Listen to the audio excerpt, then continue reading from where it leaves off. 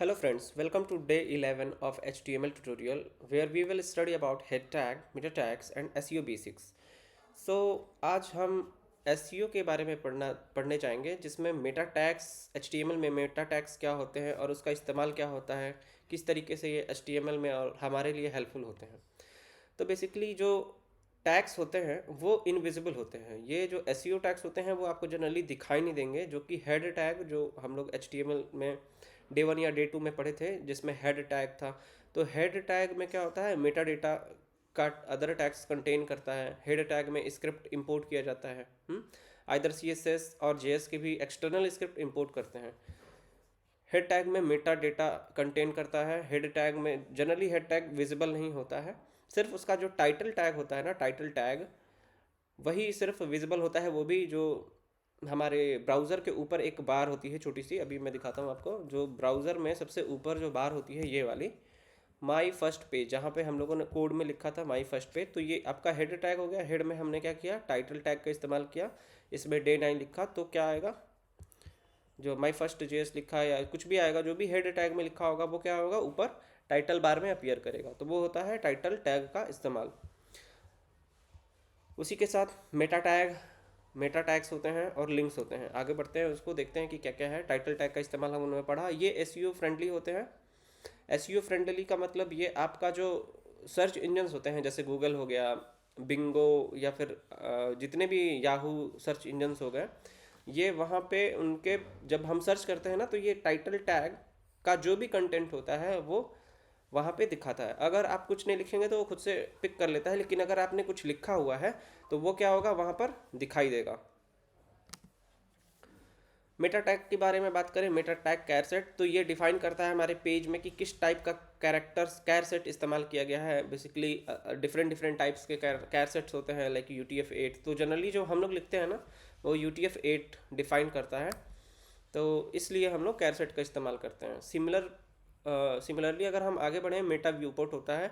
वो रिस्पॉन्सिवनेस हमारे जनरली अगर हमने एक वेबसाइट बनाई या HTML पेज बनाया, तो वो ब्राउज़र में कैसे दिखेगा, ब्राउज़र मोबाइल ब्राउज़र में कैसे दिखेगा, डेस्कटॉप ब्राउज़र में कैसा दिखेगा, या और भी बड़े स्क्रीन पे कैसे दिखाई देगा, वो कौन सा रिस्पॉन्सिबल होता है, मेटा नेम व्यू पोर्ट।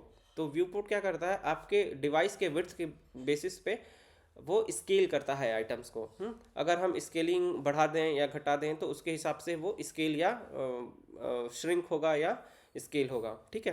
तो इस तरीके से Meta view port SEO point of view से बहुत इंपॉर्टेंट होता है, फॉर रिस्पॉन्सिवनेस के लिए बहुत इंपॉर्टेंट होता है। तो इसका जरूर इस्तेमाल जरूर करें। सिमिलर वे में मेटा डिस्क्रिप्शंस होता है।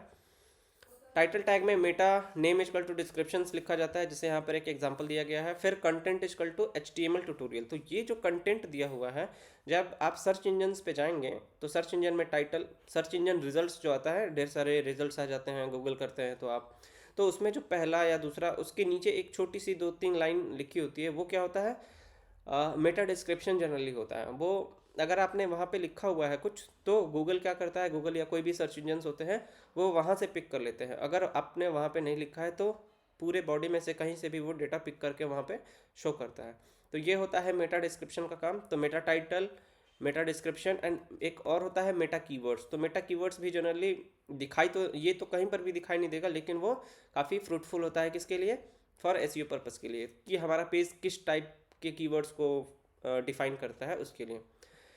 सिमिलर वे में एक फेफिकॉन होता है जनरली, जहाँ पर हम टाइटल टैग इस्तेमाल देख रहे थे। टाइटल टैग के लेफ्ट में एक छोटा सा आइकन बना होता है जो साइट को पहचानने में मदद करता है, उसी को हम क्या बोलते हैं, फेफिकॉन आइकन। ओके। तो आज हम लोगों ने एसईओ के बारे में काफ़ी कुछ चीज़ें पढ़ी। एसईओ टैग्स जो हेड टैग होता है जनरली उसके अंदर लिखी जाती है, और भी बहुत सारे प्रोसीजर्स हैं जो एसईओ के लिए काफ़ी मदद करते हैं, बट ये सारे टैग्स क्या होते हैं, एसईओ के लिए काफ़ी हेल्पफुल होते हैं। तो एसईओ बेस्ट प्रैक्टिसेस के लिए क्या है, यूज़ मीनिंगफुल टाइटल। जो भी आप टाइटल में टेक्स्ट लिखें वो काफ़ी अच्छा होना चाहिए, पेज से रिलेटेड होना चाहिए। ऐड मेटा डिस्क्रिप्शन जरूर आप ऐड करें, जो कि गूगल के पेज में डिस्क्रिप्शन पार्ट में दिखेगा। यूज़ सेमेंटिक HTML, मतलब सेमेंटिक टैग्स का इस्तेमाल आप ज़रूर करें, क्योंकि वो बहुत इंपॉर्टेंट होता है एसेसिबिलिटी और एसईओ के लिए, ठीक है। तो ये कंप्लीट हेड टैग में जो भी एग्जांपल दिया गया है मैंने आपको दिखा दिया। हेड टैग के अंदर क्या है, मेटा कैर सेट UTF-8, ये इनकोडिंग डिफाइन करता है किसी भी HTML पेज का। फिर मेटा व्यू पोर्ट, ये आपका रिस्पॉन्सिवनेस के लिए इंपॉर्टेंट होता है। जनरली लोग पूछते थे, यहाँ इंटरव्यू में पूछा जाता है कि रिस्पॉन्सिवनेस आप कैसे हैंडल करेंगे, तो एक व्यू पोर्ट से आप हैंडल कर सकते हैं। बाकी CSS में मीडिया क्वेरीज होती हैं जो बताती हैं कि डिवाइस की विड्थ के बिहाफ पे हमें क्या CSS यूज़ करनी है, कितनी विड्थ होनी चाहिए, कितनी हाइट होनी चाहिए। रिस्पॉन्सिवनेस का सिंपल सा मतलब यह है कि आपका जो कंटेंट है प्रॉपर वे में मोबाइल में और डेस्कटॉप में या किसी भी डिवाइस पे दिखाई दे। ठीक है। नेक्स्ट है टाइटल। टाइटल में क्या है, आपका टाइटल जो टेक्स्ट है वो आपका ऊपर टाइटल बार में दिखाई देता है, या गूगल सर्च रिजल्ट्स में सबसे ऊपर किसी भी साइट का टाइटल बताता है। फिर इस तरीके से आपका हेड टैग खत्म हो जाता है। तो इसका बेसिक सा प्रैक्टिकल टास्क अगर हम करके देखें तो add head section, set title and description, add view port and add favicon. ठीक है। तो हम इसका बेसिक सा एग्जांपल जो हमने दिया था इसको हम कॉपी करके देख लेते हैं और इसका रिजल्ट्स देखते हैं कहाँ पे आता है। तो हम यहाँ पे डे 11 पे गए, index11.html, यहाँ पे हमने अपने कोड को पेस्ट कर दिया है। सिमिलर वे में हम 9 को कॉपी कर लेते हैं फॉर द क्विकनेस, और हम यहाँ पर इंडेक्स 11 में पेस्ट करके और अपना हेड टैग में हम इसको कट करके हम कहाँ पे डाल दें, हेड सेक्शन ऊपर जो है हेड को रिप्लेस कर देते हैं पुराने वाले को। तो ये हो गया आपका क्या, हेड सेक्शन कंप्लीट, जिसमें सारे मेटा डिस्क्रिप्शन मेटा टाइटल लिखे हुए हैं। ओके। हेड के अंदर मेटा कैरसेट UTF-8, ये सारी चीज़ें कहीं पर भी दिखाई नहीं देगी सिवाय इसके, और मेटा डिस्क्रिप्शन भी हम लिख देते हैं। तो यहाँ पे क्या लिखेंगे, Meta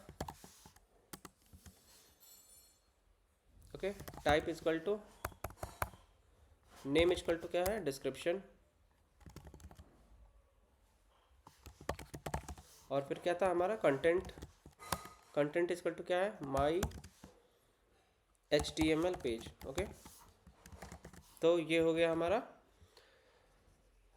Meta description, Meta view port और कैरसेट UTF-8। तो क्लियर है कि आप हम लोग ये SEO वाले जो टर्म्स है कैसे लिखेंगे, और आपको मैंने यहाँ पे दिखाया है कि ये है मेटा टाइटल। अगर हम इसको किसी गूगल सर्च रिजल्ट्स पे जाते हैं, गूगल सर्च रिजल्ट्स पे, तो गूगल सर्च रिजल्ट में ये है आपका मेटा टाइटल। ये मेटा टाइटल जनरली दिखता है, और जो नीचे आपका ये जो 2 लाइंस के दिख रहे हैं ये मेटा टाइटल हो गया आपका, ये ब्लू रंग में, और जो नीचे दिख रहा है ये क्या है, मेटा डिस्क्रिप्शंस में आता है। Meta title Meta description. Similar way में अगर हम किसी भी वेबसाइट की बात करें, W3C या किसी भी वेबसाइट को ले लें, तो वो क्या होगा, ये मेटा टाइटल, ये मेटा डिस्क्रिप्शन, और ये सारे गूगल के और सारे फीचर्स होते हैं जो गूगल खुद से भी करता है और हम सेट भी कर सकते हैं, जिसको हम लोग आगे आने वाले डिटेल में पढ़ेंगे। तो आज के लिए इतना ही। खुद से ज़रूर प्रैक्टिकल करें आप लोग, और ये बहुत ज़रूरी है, आप शुरू से लास्ट तक हर एक आइटम को ज़रूर पढ़ाई करें, इट्स वेरी इंपॉर्टेंट। आज के लिए इतना ही। Thank you.